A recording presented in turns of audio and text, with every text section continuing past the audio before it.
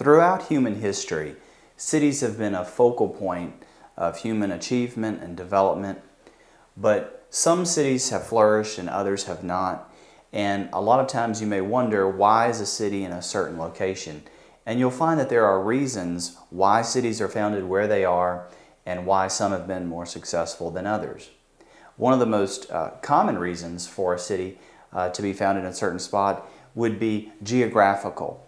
Whether there's something in that area that made it successful. For example, you have the Black Sea right here, and you have the Mediterranean Sea over here. And these bodies of water come together right here, and there's the Sea of Marmara, and a city was founded right there. And as Rome declined as a power 1,500 years ago, this city began to flourish. And the city at the time was originally Byzantium, then it became Constantinople. Today it's Istanbul.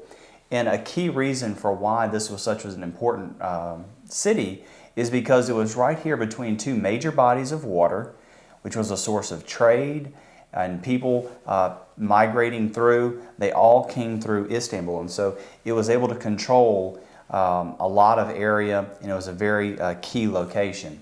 So geography is one of the key reasons that you have successful cities that are founded, and that can be for a choke point.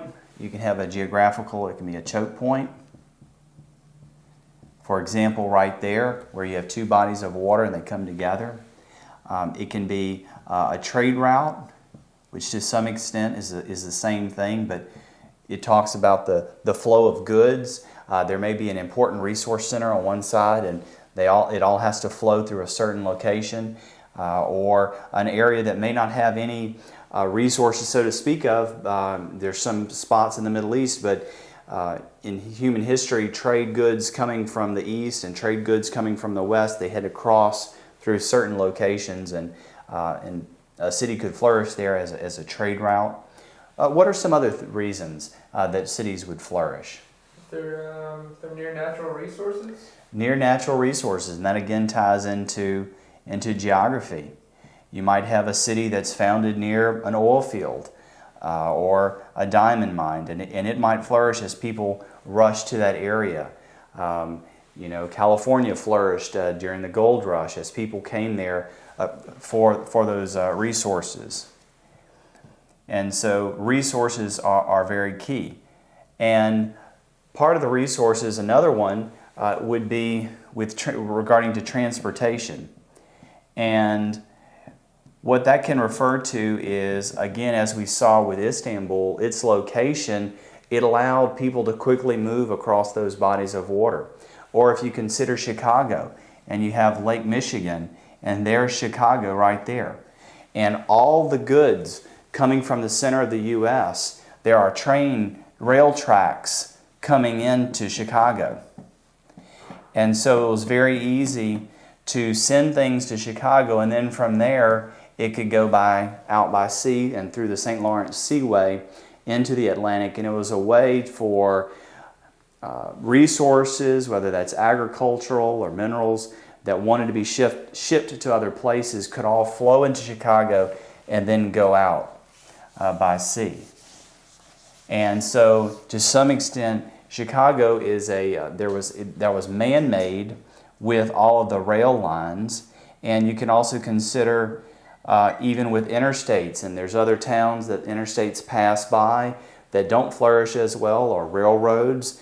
During the 1800s, a city that got the railroad to come through there would have much more economic success than another city. So it can be either man-made or natural transportation, as we saw in the case of a city that might be on a seaport and has access to rivers or the world's oceans. What are some other things? A center of industry? Industry. And so opportunities for people to make a living. As we've seen throughout human history, originally everyone was out on a farm and just subsistence farming, just able to make enough food. But with time, better technology, better seeds, better understanding of horticulture. People were able to have more success in agriculture with fewer people. And what that did is that freed up people to move into cities and become artisans and merchants and to do other things other than just make enough food so that they can feed their families over the next week or the next month.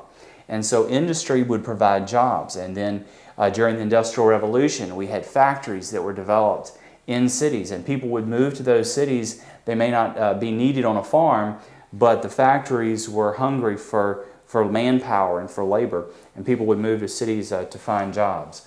What else? Good climate? A good climate. You know, a lot of times people might not have had that luxury in the past, but as you can see, a lot of people that have maybe moved from northern climates that are colder, with air conditioning, the invention of air conditioning has completely changed hotter climates and made them much more tolerable and pleasant during the hot summer months. And people with the freedom to relocate may choose to relocate to an area that has good climate if they have the flexibility to earn a living in either location. What else? Available space? Available space. You know, sometimes you don't think about it, but a city that's built on a plain that can grow in every direction is going to have a much easier time than a city that's like all hemmed in. Picture an area where you have all these mountain ranges and you've got a city right here in the middle.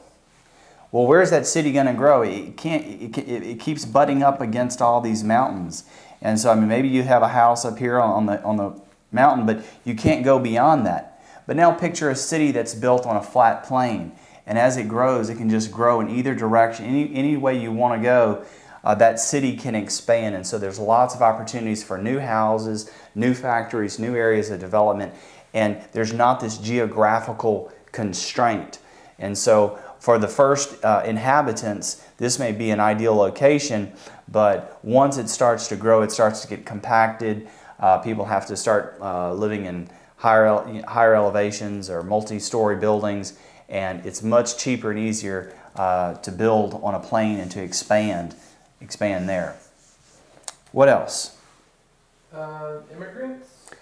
Immigration. You talk about human demographics.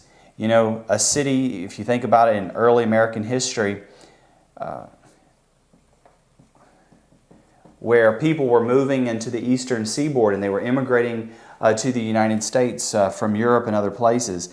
And those eastern seaboard cities, they grew because of this mass influx of immigration. Or you may think of a city where industry has left it and now everybody is leaving it. And that would be an example of a city that was failing as more people are leaving than are coming in because perhaps industry has left or people are choosing a different climate. Or Detroit? Exactly.